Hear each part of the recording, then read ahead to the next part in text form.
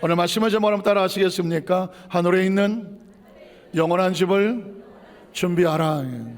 하늘에 있는 영원한 집을 준비하라. 이런 제목으로 말씀 은혜를 나누기를 원합니다. 어느 목사님과 어제 모임이 있었습니다. 한 목사님이 약간 근심 어린 표정으로 이렇게 말합니다. 34살 먹은 아들 장가를 보내야 되는데 아직 신부 집하고 상견례도 안 했답니다. 그런데 신부 측에서 묻더랍니다. 집은 어떻게 할래? 그래서 아버지에게 와서 우리 결혼하면 집 어떻게 해야 돼요? 라고 묻더랍니다. 그래서 야, 엄마 아빠는 학고방에서 시작했다. 학고방 시작하면 기억하십니까? 난 학고방을 모른다. 에이. 옛날에 사람들은 다 결혼할 때 학고방에서 시작을 했습니다. 엄마 아빠는 학고방에 시작을 했으니 네가 너희들은 조그만 빌라라도 하나 얻어서 전세로 시작하자 이렇게 말했답니다. 그래서 신부 측 아버님에게 빌라에서 전세 얻어 시작하려고 합니다. 그랬더니 신부 측 아버지 얼굴이 좀 변하면서 빌라가 뭐냐? 아파트라도 얻어야지. 빌라가 뭐냐? 아파트 전세라도 얻어야지 이렇게 말하더랍니다. 그 얘기를 와서 이제 아버님 목사님한테 말한 거예요. 아버지, 빌라는 싫대요. 아파트 전세라도 얻어달래요. 그 얘기를 듣는 순간에 이 목사님이 가슴이 철렁하더랍니다. 아니, 아파트 전세 얻는 것도 수억이나 드는데 어떻게 얻냐? 그러면서 가슴이 답답해서 아니, 우리는 학고방에서 시작했는데 이놈은 아파트 전세를 얻어달라니 이러면서 한숨을 쉬더라고요. 저는 딸이 없어서 딸 가진 아빠 엄마의 마음을 잘 모릅니다. 아들 있는 아버지의 마음은 제가 알겠는데 빌라라도 얻으면 되지라고 생각했지만 딸 가진 엄마 아버지는 안 그런 거예요. 가만히 생각을 하다가 딸 가진 아버지의 마음은 어떤 심정이었을까? 빌라 전세라도 시작하자고 했는데 아니, 아파트 전세는 얻어야지 라고 말하는 그 아버지 심정은 어떨까? 전 판단하지 않습니다. 빌라가 아파트 이런 거 얘기하고 싶은 게 아니라 딸을 키운 아버지의 마음이 무심코 튀어나왔겠죠. 아이고 내 딸이 하는 마음이 나왔겠죠. 아마도 정성스럽게 키운 딸이 처음 출발할 때 그래도 빌라보다는 아파트 전세라도 얻었으면 하는 마음으로 했을 거라고 생각이 됩니다. 사랑하는 성도 여러분, 소중한 사람에게 소중한 것을 주고 싶어서 그렇게 나왔겠죠. 전 여러분에게 묻습니다. 오늘 저와 여러분 이 땅의 삶을 다 마치고 난 다음에 하나님의 나라 속에 가장 소중한 영원한 집에 대해서는 어떻게 생각하십니까? 소중한 마음이 있으십니까? 기대하는 마음이 있으십니까? 기다리는 마음이 있으십니까? 하늘의 영원한 집에 대해서 여러분의 마음속에 준비된 심령이 있느냐고 묻는 겁니다. 어떤 분은 말하기를 하늘에 집이 있어? 빌라인가? 아파트인가? 하늘에 무슨 집이 있어? 의식도 없을 수 있습니다. 막연해마나 하늘에 영원한 집이 있겠지 어떻게 되겠지 하실 수도 있습니다. 그러나 오늘 성경에 보면 하늘에 있는 영원한 집은 이 땅의 삶을 살면서 마음속에 준비하고 간절히 사모하여 들어가는 집이더라고요. 이건 어떤 누가 얘기한 것이 아니라 성경에 기록되어 있는 하늘에 있는 영원한 집을 기억하느냐고 묻는 거죠. 고린도서 5장 1절은 이렇게 시작합니다. 만일 땅에 있는 우리의 장막집이 무엇을 말하는 걸까요? 이 땅에 살면서 우리는 두 개의 장막집을 생각합니다. 하나는 뭐냐면 건물의 장막집이죠. 아파트니 빌리니 무슨 단독이니 하는 이야기들은 우리가 사는 육체가 사는 장막을 말하는 것입니다. 그 장막은 영원하지 않습니다. 수십 년 살면 리모델을 하든가 헐고 다시 져야 되는 유한한 것입니다. 그런데 또 하나의 장막이 있습니다. 그 장막은 뭐냐? 건물 안에 살아야 된 우리 육체를 장막이라고 말하는 것이죠. 여러분 육체를 어떻게 생각하십니까? 천년 만년 살 수 있는 그런 존재로 생각합니까? 아니죠. 역사 속에도 인류 속에도 피차 여러분 보면 아시지 않습니까? 육신의 장막을 아무리 잘 가꿔도 얼마를 못 넘깁니까? 100년을 못 넘깁니다. 그래서 만일 우리의 장막집이 어느 날 허물어질 때가 온다는 것입니다. 장막이 무너지면 하나님의 사람들은 두려워하지 말고 절망하고 좌절하지 말라. 새로운 집이 있다. 그 집이 뭐예요? 하나님께서 지으신 집이라는 것입니다. 기억하십니까? 이 성경 속에 하나님이 지으신 집, 이 말씀을 읽기만 해도 우리 영혼은 춤을 춰야 되지 않겠습니까? 이 땅의 장막이 무너져도 영원히 끝나는 것이 아니라 죽음이 우리를 영원히 끝나는 것으로 만들지 않는다. 하늘에 있는 영원한 장막집이 있다고 말합니다. 이 집은 손으로 지은 것, 사람의 건축자가 지은 것이 아니요, 유한한 것이 아니라는 것이죠. 그 집은 어디에 있습니까? 하늘에 있습니다. 언제까지 있습니까? 영원하게 있습니다. 하늘에 있는 영원한 집이 우리에게, 누구에게 있습니까? 예수를 구주로 믿고 하나님의 자녀된 자기 백성에게, 우리에게 있는 줄을 아느니라고 말했습니다. 예수님을 구주로 믿으시면 아멘 하시기 바랍니다. 예수를 믿는다는 것은 구원받고 하나님의 자녀지만 교회 다니는 것으로 끝나지 않습니다. 평생 신앙생활하고 말씀을 들고 말씀 속에 사는 걸 끝나지 않습니다. 하늘에 있는 영원한 집이 있습니다. 성경은 우리에게 이 소망을 주는 것입니다. 이 땅의 삶을 다 마무리 짓고 육신을 벗는 날이 오더라도 하나님의 사람들아 두려워하지 마라. 하늘에 있는 영원한 집을 기억해라는 것이죠. 오늘 이 하늘에 있는 영원한 집, 이 집은 바로 우리가 왔던 집이고 이 땅에 살다가 다시 돌아가는 영원한 고향과 같은 것입니다. 다음 주는 추석이죠. 추석에 많은 사람들이, 예전에는 그 추석에 고향으로 가려고 전국의 고속버스 기차가 이미 다 동해만 와버렸습니다. 8시간 9시간씩 돌려도 고향을 찾아갑니다. 왜 그랬을까요? 그들의 마음속에 고향이 소중하기 때문이죠. 여러분의 고향은 어떤 의미를 가지고 있습니까? 이 땅의 고향은 각자의 생각에 따르지만 하늘에 있는 영원한 집은 반드시 가야 하는 하나님의 나라 속에 있는 영원한 천국이죠. 오늘 이 천국에 대한, 하늘에 있는 영원한 집에 대해서 성경을 한번 살펴보겠습니다. 우리는 첫 번째로 이 하늘에 있는 영원한 집은 누가 예비하십니까? 예수님께서 예비하시고 누구를 통하여 들어갑니까? 예수 그리스도를 통하여 들어가는 집입니다. 천국의 집은 예수를 통해서 예비하시고 예수님을 통하여 들어가는 집이다. 요한복음 14장 1절은 이렇게 시작합니다. 너희는 마음에 근심하지 말라. 예수님이 제자들과 함께 마지막 이별을 하려고 합니다. 내가 십자가의 고난을 받고 장사될 거야. 그리고 내 목숨을 이 땅에 버려놓을 거야. 부활을 하겠지. 그런 내가 다시 천국에 올라가서 다시 와야 돼요. 제자들은 죽음밖에 생각나지 않습니다. 부활은 믿어지지도 않습니다. 승천은 더더욱 믿어지지 않습니다. 다시 온다는 생각도 전혀 없습니다. 예수님이 죽으면 어떡하지? 죽음은 끝인데, 죽음 앞에 절망하고 좌절합니다. 그때 예수님께서 너희는 죽음의 이별 앞에서 근심하지 말아라. 누구를 믿고? 하나님을 믿고 또 누구를 믿어라? 나를 믿어라. 이유가 뭐예요? 내 아버지 집이, 내 아버지 집. 한번 따라하시까? 내 아버지 집, 내 아버지 집. 기억하십시오. 머릿속에, 생각 속에, 의식 속에 이 땅의 삶의 어떤 것이 우리를 절망시키고 유한하게 만들더라도 하늘에 있는 영원한 집, 하나님의 집이 있습니다. 그리고 말씀합니다. 너에겐 거할 곳이 많다라고 말합니다. 그리고 그렇지 않았으면 너에게 일렀을 것이다. 내가 너희를 위해서 거처를 예배하러 간다. 예수님이 땅에서 모든 사역을 마치시고 천국에 가시는 이유는 목적이 있습니다. 목적이 뭘까요? 너희를 위해서 무엇을 마련한다? 거처, 장막을 마련하겠다는, 누구를 위해서? 저와 여러분을 위해서 거처를 예비하러 간다고 말했습니다. 그 다음에 가서 예비를 하면, 거처가 다 예비되면 어떻게 하겠다? 내가 다시 온다. 다시 오는 걸 뭐라고 말해요? 재림이라고 말합니다. 예수님의 재림을 믿으십니까? 다시 오실 예수님을 믿으십니까? 그 마지막 날 혼인잔치에 올라가 천국 잔치할 것을 믿으십니까? 이게 크리스천의 소망인 거예요. 예수님은 다시 오시겠다고 말했습니다. 목적과 이유가 뭘까요? 다시 와서 너희를 내게로 영접하여 어디로 갑니까? 나 있는 곳이 어디예요? 하늘에 있는 영원한 집에. 그 집에 어떻게 할게? 너희도 있게 하겠다는 것입니다. 그러니까 예수 믿고 구원받는 성도들은 이 땅에서 영혼이 잘되고 범사가 강건하고 생명도 풍성이었대. 이 땅의 삶으로 끝나지 않습니다. 하늘에 있는 영원한 집, 손으로 짓지 아니한 집, 하나님이 지으신 집, 예수님께서 준비하고 예비하시는 예수님과 영원히 있는 집.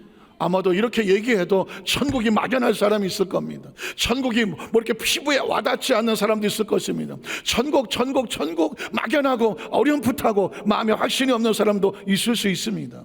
사랑하는 성도 여러분, 천국에 대해서 궁금함이 있으십니까? 천국에 대한 기대감이 있으십니까? 저는 어떤 아버지가, 전혀 예수를 믿지 않았던 아버지가, 자기 친구들이 아무리 예수를 믿으라고 해도 너나 믿어라. 난 바빠. 내가 요즘 얼마나 바쁜데, 얼마나 잘 나가는데, 나 교회 가서 그렇게 앉아있을 시간 없어. 천국은 무슨 천국이야. 사람은 죽으면 나 흩어지고 먼지로 없어. 난 예수 안 믿어.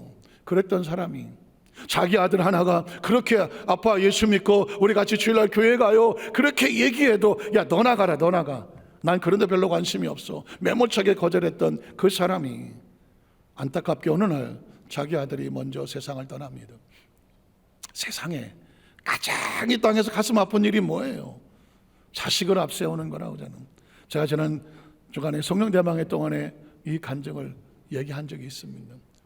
그분이 그렇게 예수도 믿지 않고 아들이 예수 믿자고 해도 그렇게 매몰차게 거절했던 사람인데 어느 날 그 친구가 갔더니 성경책을 읽고 있더라는 것입니다. 아니 성경책을 어떻게 읽고 있지? 누가 성경을 사준 사람도 없는데? 그런데 아니 자네 어떻게 성경책을 읽나 그랬더니 내가 한 가지 궁금한 게 있어서. 뭐가 궁금한가? 아들이 세상을 떠나기 전에 아버지 손을 붙잡고 아빠 천국에서 만나요, 천국에서 만나요 라고 손을 붙잡고 울먹거리며 얘기하더랍니다.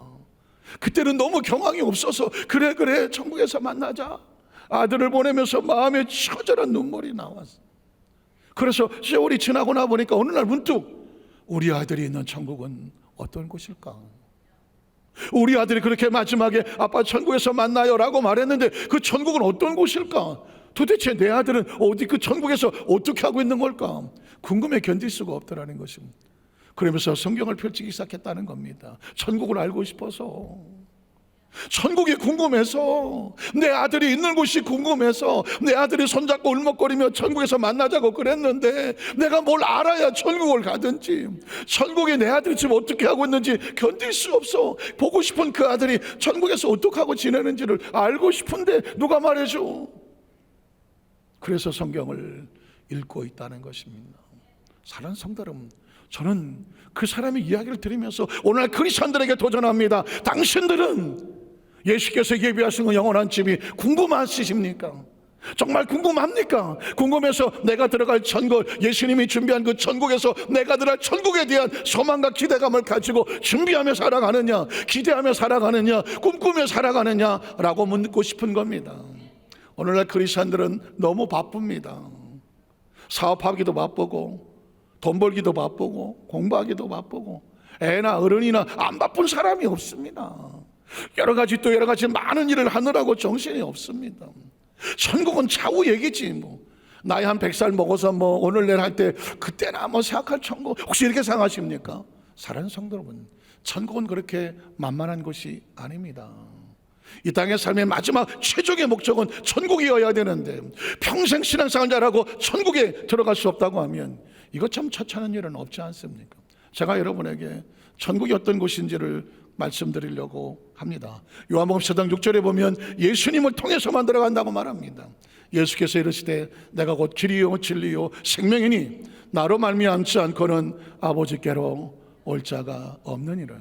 지금 가지고 있는 재물로 천국 가지 못합니다. 지금 가지고 있는 재능으로 천국 가지 못합니다. 지금 가지고 있는 여러분의 포지션과 위치와 그 직장으로 천국에 갈 수 있는 것은 아닙니다. 천국은 오직 하나 예수 그리스도를 통해서만 가는 것입니다. 그러면 예수님은 천국에 대해서 뭐라고 말했을까요? 마태복음 25장을 보겠습니다. 25장 1절에 보면 저 유명한 10처녀의 비유가 나옵니다. 처녀 이야기가 아닙니다. 결혼 이야기가 아닙니다. 이 이야기는 천국에 대한 이야기입니다. 마태복음 25장 1절은 이렇게 시작합니다. 그때의 천국은, 천국이 궁금한가? 천국이 알고 싶은가? 천국에 대해서 내가 말해주기를 원하는가? 그럼 내가 너희에게 천국의 비밀을 말하겠다. 천국이란 말이야 하고 예수님께서 입을 열어 말씀하는 겁니다. 천국은 마치 등을 들고 신랑을 맞으러 나간 10처녀와 같다고 할 수 있지. 여러분 이 내용은 다 아시는 겁니다. 10처녀가 신랑을 맞기 위해서 등불과 기름을 준비하고 있었습니다. 신랑이 늦게 오므로 말미암아 그 10처녀는 모두 다 졸고 있었습니다. 그러나 어떤 5명의 처녀는 등불과 기름을 준비하고 있었습니다. 그러나 5처녀는 등불과 기름이 꺼져가고 다 떨어지는지 전혀 신경 쓰지 않아요. 왜 그랬을까요? 바빴어요. 신랑이 오는 것보다 더 중요한 일에 바빴어요. 불이 꺼진지도 모르고 기름 없는지도 몰랐습니다. 그러나 이 기름과 등불을 준비하는 사람은 뭐가 중요합니까? 혼인잔치가 중요하거든. 신랑이 중요하니까 매일 매 순간 혼인잔치를 위한 준비하고 있었던 것이죠. 결국 혼인잔치의 문이 열렸을 때에 등불과 기름을 준비한 5 처녀만 들어갔습니다. 성경은 그 사람을 지혜롭고 슬기로운 처녀라고 말하고 있습니다. 지혜가 무엇입니까? 슬기가 무엇입니까? 천국을 준비하며 사는 삶입니다. 나이가 중요하지 않습니다. 포지션 중요하지 않습니다. 남녀노소가 중요하지 않습니다. 지혜와 슬기는 지금 이 순간에 천국을 준비하고 내가 무엇이 중요한지를 알고 준비하며 사는 삶입니다. 아직 난 젊어요. 아유, 내가 뭐 천국은 뭐 막연한 이야기 아닐까요? 난 지금 얼마나 잘나고 바쁜데요. 이건 성경이 말하기를 미련하다고 말하고 있습니다. 뭐가 중요한지를 모르는 것은 미련하다고 말하고, 뭐가 중요한지를 아는 사람을 지혜롭다고 말합니다. 결국 이 열처녀의 핵심의 주장은 뭘까요? 13절입니다. 이렇게 말합니다. 그런즉 이 내용을 다 들었다면 뭐 해라? 깨어 있어라. 깨어 있어라. 너희는 그날과 그때를 알 수 있다, 알 수 없다? 알지 못하는 것입니다. 어쩌면 인간에게 있어서 가장 중요한 불행과 축복은 이겁니다. 불행이 뭐냐? 미래를 알 수 없다는 것입니다. 축복이 뭐냐? 미래를 알 수 없다는 것입니다. 미래를 알지 못하기 때문에 게으를 수가 없습니다. 미래를 알지 못하기 때문에 주춤거릴 수가 없습니다. 미래를 알지 못하기 때문에 그거 뭐 언제까지만 하면 되잖아 라고 마음 놓고 쉴 수 없습니다. 왜냐하면 미래를 알지 못하는 것은 인간에게 주어진 가장 불행한 사건이지만 가장 축복된 사건입니다. 왜냐하면 매일 매 순간을 준비하며 살아가야 되기 때문입니다. 여기서 깨어있으란 말은 허벅지를 꼬집는다는 의미를 가지고 있습니다. 제가 여기서 막 유혹이 느껴져요. 여러분, 옆에 있는 사람 허벅지 좀 꼬집어 주세요. 허벅지 꼬집어 주면 어떻게 반응할 것 같아요? 아야 하겠죠. 아야 하겠죠. 그때 아야 하고 정신 차리는 그걸 뭐라고 말해요? 깨어 있는 겁니다. 옆에 사람은 꼬집을 수 없으니까 여러분 자신의 허벅지를 한번 꼬집어 보시겠습니까? 나는 소중하니까 못 꼬집어요. 그럴 수도 있어요. 기억하십시오. 꼬집었을 때 정신이 번쩍 난 상태를 뭐라고 말한다? 깨어 있는 것입니다. 깨어 있십시오. 천국은 누가 들어가느냐? 깨어 있는 자가 들어가는 것입니다. 두 번째로 천국은 나사로는 들어가고 교만한 부자는 못 들어가는 것입니다. 거지 나사로는 들어가고 교만한 부자는 못 들어가는 것이다. 한번 따라 하시겠어요? 거지 나사로는 들어가고 교만한 부자는 못 들어가는 것이다. 누가복음 16장에 보면 예수님께서 거지 나사로와 부자에 대한, 어리석은 교만한 부자에 대한 비유를 말씀합니다. 여러분도 다 아시는 내용일 수가 있습니다. 이 이야기는 부자와 거지 이야기가 아닙니다. 천국의 이야기입니다. 과연 누가 천국에 들어가서 그곳에 안식하느냐라고 묻는 것이죠. 성경을 볼까요? 누가복음 16장 19절 이하를 보겠습니다. 한 부자가 있었습니다. 얼마나 돈이 많은지 사색옷과 고운 베옷을 입고 날마다 호화롭고 날마다 즐기며 살았습니다.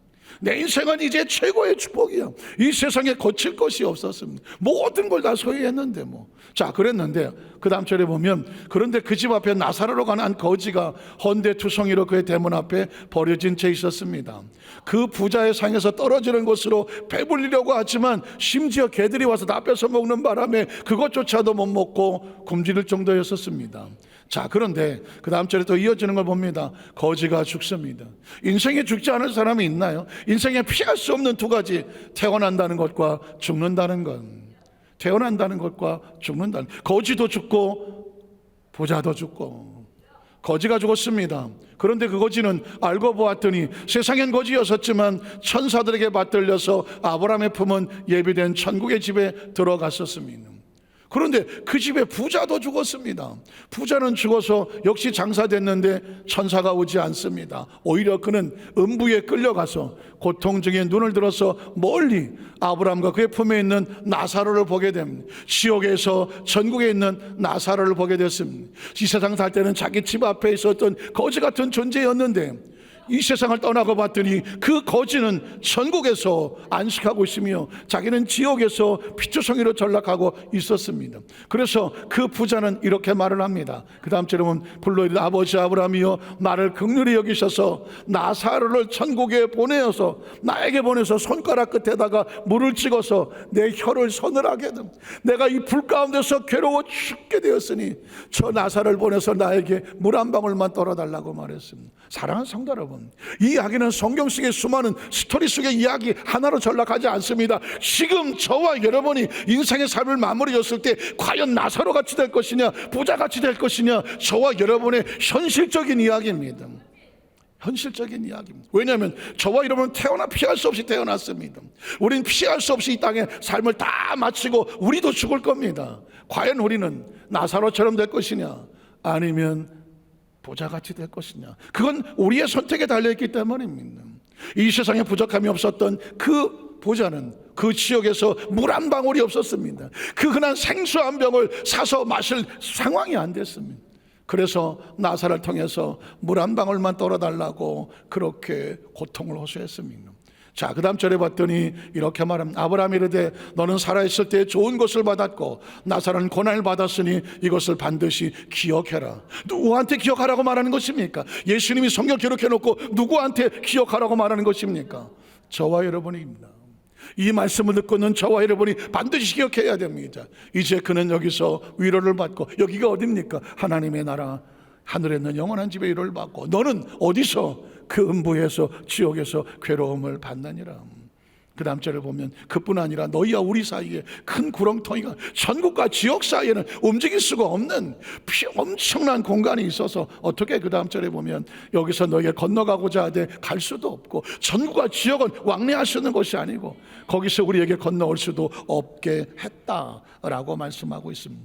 그러자 이제 부자는 포기합니다. 대신에 남아있는 가족들을 위해서 부르짖기 시작합니다. 이르되 그러면 아버지여 구하노니 나사로를, 천국에 있는 나사로를 내 아버지 집에 보내소서. 왜? 내 형제 다섯이 아직 살아있어. 내 형제 다섯이 아직 살아있는데 그들에게 증언하게 하셔서 제발 이 땅의 삶을 살면서 나처럼 살지 말고 천국의 집을 준비해서 그들이 고통받는 이 지옥에 오지 않게 해달라는 것입니다. 혹시 여러분 그런 심정이 있습니까? 내 사랑 형제와 자매와 가족들이 이 지옥에 오지 않도록 그들을 위해서 찾아가서 그들의 영혼에서 눈물 뿌리며 기도하는 기도의 심령이 있으십니까? 이 부자는 지옥에서 피투성이로 뒤늦게 땅을 치며 후회를 합니다. 그러나 그것도 그 다음 절에 보면 아브라함이 이르되 그들에게 모세와 선지자들이 있습니다. 그들에게 말씀을 전하는 주의 종들이 있고 선교사가 있고 전도자들이 있으니 그들에게 듣게 하라는 것입니다. 이유가 뭘까요? 그 다음 절에 보면 이르되 그렇지 아니하나이다. 아버지 아브라함이여, 만일 죽은 자에게서 그들에게 가는 자가 있으면, 어떤 사람이 죽었다가 살아났는데 내가 천국을 보니까 지옥을 보니까 이런 일이 있더라, 여러분이여 회개하십시오 라고 말한다면 내 형제들이 회개하지 않겠습니까?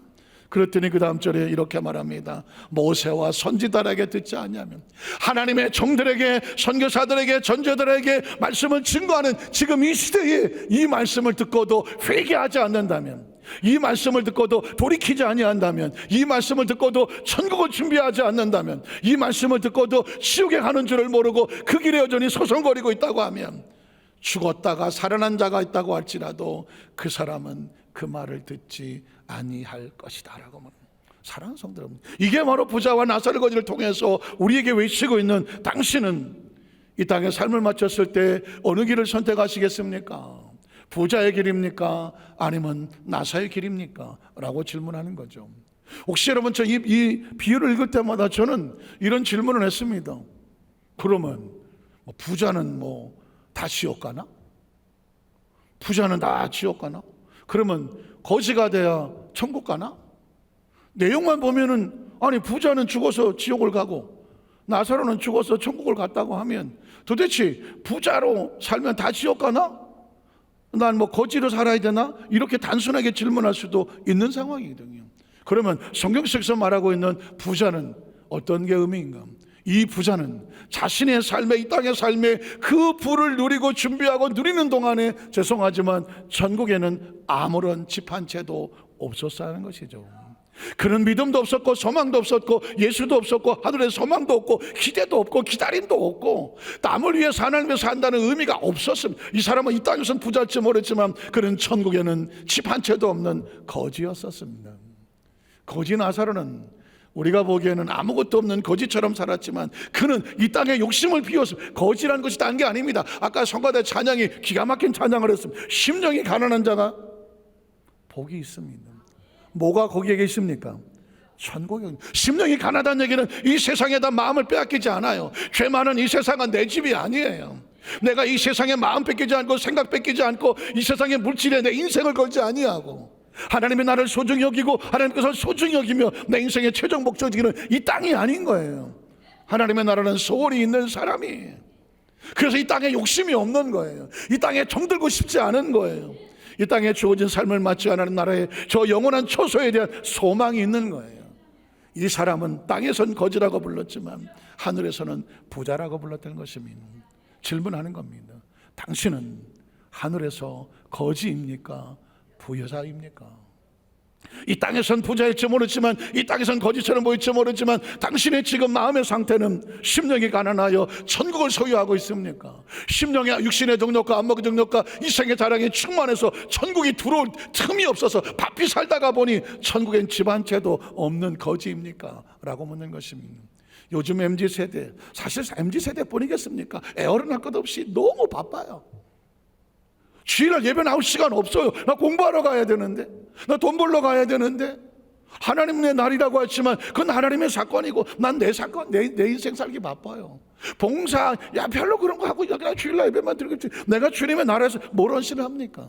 어떻게 생각하십니까? 가만히 눈치채 보십시오. 천국이 소중한 사람은, 천국에 마음을 두고 있는 사람은 어떻게 하면 내가 천국의 상급을 쌓아놓을까 연구합니다. 고민합니다. 그리고 나로 그곳에 있게 해주십시오. 천국의 마음이 있는 사람만 천국을 위해서 헌신하는 겁니다. 제가 최근에 하나 느낀 게 있는데, 저 민족복음화운동본부 이제 대표회장을 하다 보니까 가는 곳곳마다 어렵고 있는 사람들 다 목회자들을 돕고 선교하고 복음 전하고 하는 겁니다. 앞으로 사역도 보면 저 중국의 동포에 우리 중국 동포가 200만이라고 하더라고요. 지하에서 피투성이로 그 있는 중국 동포가 200만. 그리고 저 구소련 CSI라고 하는 그 맨날 헷갈려요. CSI 이제 CSI라고 하는 구소련의 고려인들이 50만이라고 하더라고요. 민족 복음화는 다른 게 아니라 한민족의 피치를 가지고 이 대한민국에는 우리만 민족이 아니라 저 북한에 있는 3천만도 우리 장로님 기도 왔을 때 저 북한에 있는 저 우리 북한 민족들도 동포 아니에요. 중국 동포도 우리 동포고 고려인들도 우리 동포 아닙니까? 희민족이 일어나서 저들을 선교하며 구원하는, 그러다가 보니까 그 선교를 위해 헌신하고 눈물을 흘려시는 필요한 것은 영적 자금이에요. 전도를 위해서도 물질이 필요하고 선교를 위해서도 물질이 필요하지 않겠습니까? 그 사명을 지고 나니까 늘 눈물로 기도를 하거든요. 제 아는 목사 후배가 있어요. 진짜 저하고 오래 알고, 그리고 가장 힘들고 어릴 때 제가 많이 도와줬던 민족보험 대표 운동을 하면서, 야 내가 이 선교헌금을 누가 나를 도와주나 하다 그 목사하고 통화할 일이 있어서 목사님한테 내가 이 사명을 맡게 됐어. 앞으로 해야 할 일이 많은데 각 교회마다 교계 지원금이 있으니까 한 달에 20만 원만 도와달라 그랬어. 한 달에 20만 원만 교계 지원금으로. 교회에서 어차피 나가는 거니까, 뭐 다른 단체도 많이 하니까.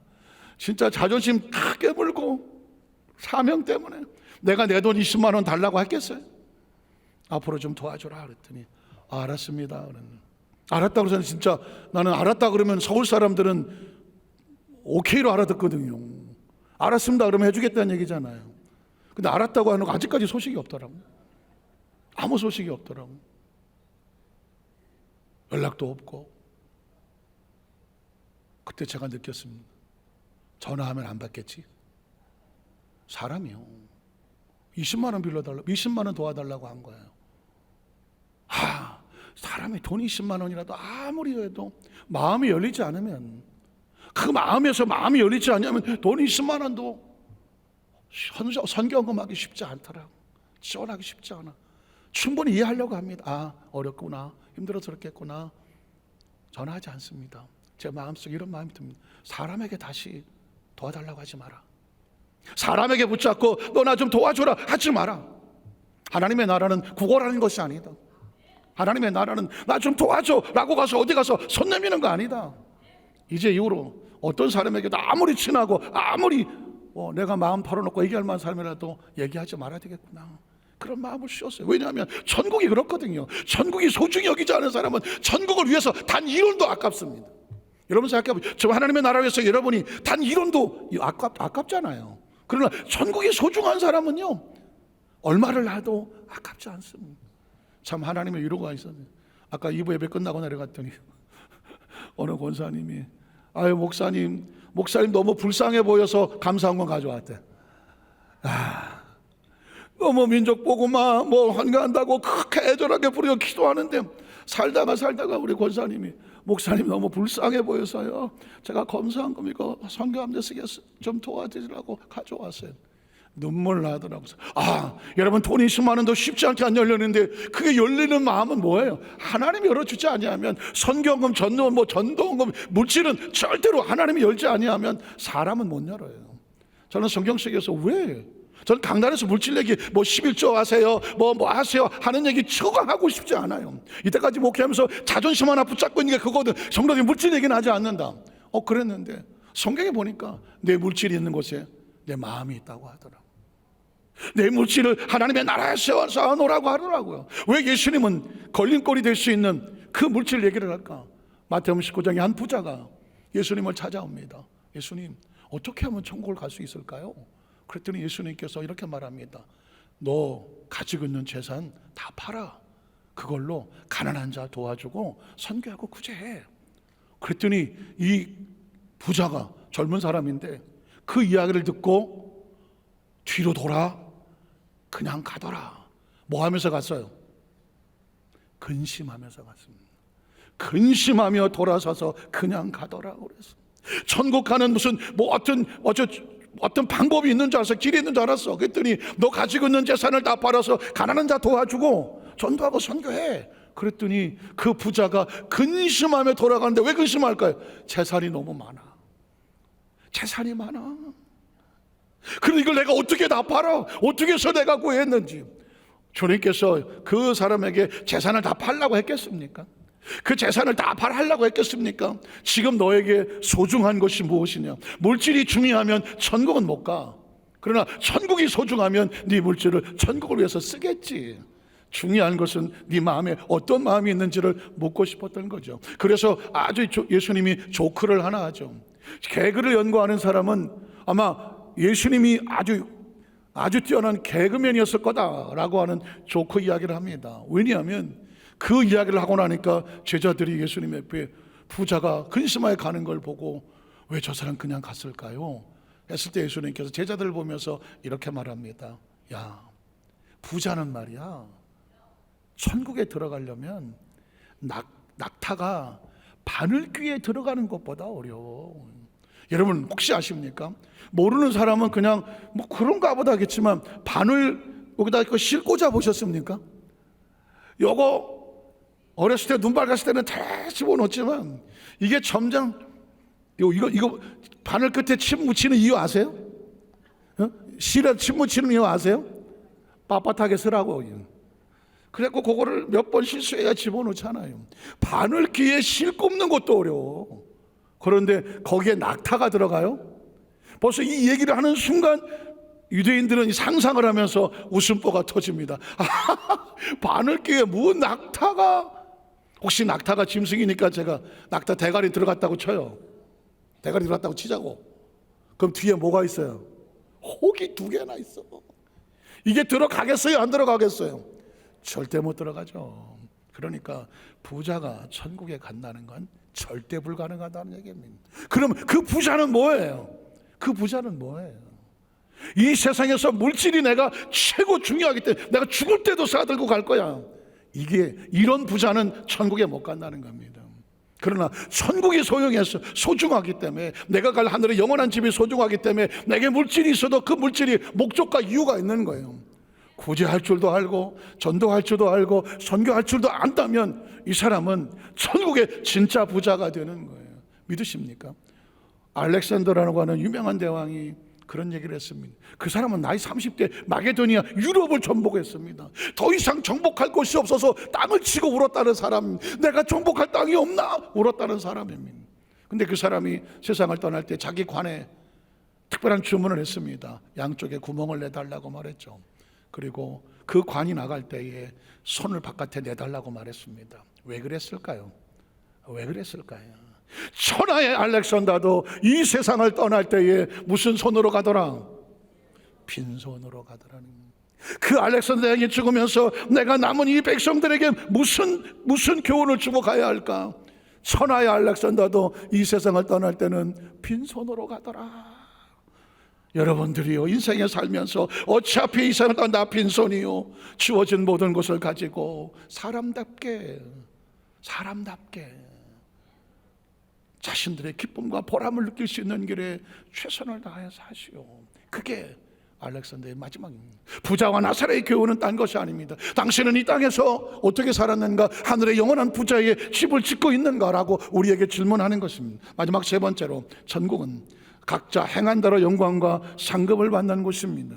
하늘나라 영원한 집은 각각 행한 대로 영광과 상급이 있습니다. 고린도서 15장 39절 이하를 보겠습니다. 천국은 공산주의가 아닙니다. 다 인류적으로 확연하게 움직이는 곳이 아닙니다. 때문에 성경은 말하기를 육체는 다 같은 육체가 아니니 하나는 사람의 육체, 하나는 짐승의 육체요, 하나는 새의 육체요, 하나는 물고기의 육체라. 하늘에 속한 영체도 있고 땅에 속한 신령한 영체도 있고, 하늘에 속한 것에 영광이 따로 있고 땅에 속한 것에 영광이 따로 있으니 해의 영광이 다르고 달의 영광이 다르며 별의 영광도 다른데 별과 별의 영광도 다 다르다. 또 계속 이어집니다. 죽은 자의 부활도 그와 같으니 썩을 것으로 심고 썩지 않을 것으로 다시 살아나며, 욕된 것을 심고 영광스러운 것 다시 살아나며, 약한 것을 심고 강한 것을 다시 살아나며, 육의 몸으로 심고 신령한 몸으로 다시 살아나나니 육의 몸이 있다면 영의 몸도 있느니라고 말했습니다. 육신을 위해서 가장 좋은 집을, 육신의 육체를 위해서 가장 좋은 것을 준비할 줄 안다면 영의 몸을 위해서, 하늘에 있는 영원한 집을 위해서는 무엇을 준비하며 살아가느냐 라고 우리에게 도전하는 겁니다. 그래서 오늘 성경 본문 고린도서 5장 1절 이하는 이렇게 말한 것입니다. 만일 땅에 있는 우리의 장막집이 무너지면 하나님께서 지으신 집 곧 손으로 지은 것이 아니요 하늘은 영원한 집이 우리에게 있는 줄을 알아야죠. 아느니라. 또 참으로 우리가 여기서 탄식하며 하늘로부터 오는 우리 초서로 덧입기를 천국집을 간절히 사모하는 이유, 그것은 그 다음 절에 보면 이렇게 보면 우리가 벗은 자, 이 땅에서 최선을 다해서 나름대로 열심히 살았다고 하시면 하늘에 집이 없어요. 벌거벗은 집, 아무것도 없는 존재로 발견되지 않기 위함이라고 말합니다. 자, 그래서 8절에 보면 이렇게 말합니다. 우리가 담대하여 원하는 바는 차라리 몸을 떠나 주와 함께 있는 그것이라 하는 것입니다. 천국을 보고 온 사람은요, 지금 당장이라도 난 천국을 가고 싶다라고 소원은, 바울이 그랬습니다. 어떻게 생각하십니까? 이 천국에 대한 확신 있는 사람은 이 땅의 마음을 빼앗기지 않아요. 그래서 지금이라도 하나님 앞에 가기를 원하는 것이다. 자, 그 다음 우리는 몸으로 있든지 떠나든지 주를 기쁘시게 한 자가 되기를 힘쓰노라. 우리는 다 반드시 그리스도의 누구 앞에 섭니까? 심판대. 열처녀의 비유에 혼인잔치의 문이 열리느냐 닫히느냐, 이게 심판대죠. 달란트의 비유에 결산하고 회개할 때, 그게 심판대입니다. 기억하셔야 돼요. 열처녀의 비유에서는 그런 적 깨어있으라고 말하지 않았습니까? 달란트의 비유에서 어떻게 합니까? 결산할 때가 온다고 말했습니다. 그게 바로 심판때, 그리스도 앞에 나타나게 되어집니다. 디모데후서 4장 5절로 8절은 말합니다. 각각 선악과는 금하고 그러나 너는 모든 일에 신중하여 고난을 받으며 전도자 일을 하며 새 직무를 다하라. 전제와 같이 내가 벌써 부어지고 나의 떠날 시각이 가까웠도다. 한번 따라하세요. 나의 떠날 시각이 가까웠도다. 우리 인생이 얼마나 남았을까요? 조심스러운 이야기죠. 내 인생이 얼마나 남았을까요? 누가 예측합니까? 난 뭐 20살밖에 안 됐는데 얼마나 남았을까요? 살아온 기한은 내가 계산이 되는데 남은 기한은 누구도 예측하지 못합니다. 왜냐하면 미래는 하나님의 영역입니다. 지혜로운 것은 내가 떠날 시각을 준비하는 사람이죠. 바울은 그래서 나의 떠날 시각이 가까웠도다. 그래서 어떻게? 나는 선한 싸움을 싸우고 나의 달려갈 길을 마치고 믿음을 지켰으니 이제부터 나를 위하여 무슨 면류관이 있습니까? 의의 면류관이 예비되어 있으므로 주 곧 의로우신 재판장, 이런 심판하시는 분이 그날에 내게 주실 것이며, 할렐루야, 내게만 아니라 주의 나타나시는 모든 자에게도 주실 것이라고 말했습니다. 사랑하는 성도 여러분, 저는 오늘 말씀의 주제가 뭐냐면 천국이 여러분에게 어느 정도의 가치가 있느냐, 비중이 있느냐, 여러분의 목표는 어디에 두고 있느냐, 이걸 여러분에 도전하는 겁니다. 제가 지난주인가요? 우리 안산시 지방의 장로님들이 교회마다 장로님들이 이제 되시려고 고시를 치러요. 그래서 고시를 치르기 위해서 교육을 하는데 장로 교육을 제가 이제 1시간 동안 시켰습니다. 그때 제가 시계를 잘 안 차거든요. 몸이 열이 많아서 뭐 시계 반지 이런 거 별로 안 좋아하는데, 최근에 제가 이 모양이 오각형짜리 시계가 하나 있어서 시계를 하나 차고 갔어요. 왜냐면 강의하려면 이거 몇 시인지 알아야 제가 끝나는 시간에 시계를 차고 왔는데, 어떤 목사님이 저한테 아유 목사님 그 시계 되게 좋아 보여요 이렇게 말하는 거예요. 그래서 왜? 그랬더니 명품인가 봐요. 그래서 그 옆에 있던 목사님이 야 저거 한 300만 원 되겠는데? 큰일, 김유미 목사가 300만 원짜리 명품 시계 샀다고 또 소문 내고 다닐까 봐. 이거 테무야. 테무 아십니까? 모르십니까? 테무라고 하면 중국산 제품으로서 가장 초저가 인터넷 쇼핑몰이에요. 요즘은 TV에 보면 테무 알리라고 나오는데 서로 막 초저가로 막 물건 파느라고, 제가 어떻게 테무를 검색을 하다가 오각형짜리 시계가 있어서 보니까는 3만 원이더라고. 그래서 이제 3만 원짜리 시계를 하나 사갖고 딱 들어갔더니 아이 목사님이 말대로 그 명품 300만 원짜리 아니냐고 막 큰일 났다 싶어갖고 이거 테무야 자수를 했거든요. 그랬더니 얼마예요? 3만 원. 그랬더니 에이, 아니 조금 아까까지 300만 원짜리 볼 땐 저를 우러러 보더니 3만 원 했더니 에이 테무. 그래서 지난 주간에는 또 이제 지방의 자문회 목사님들이 모였어요.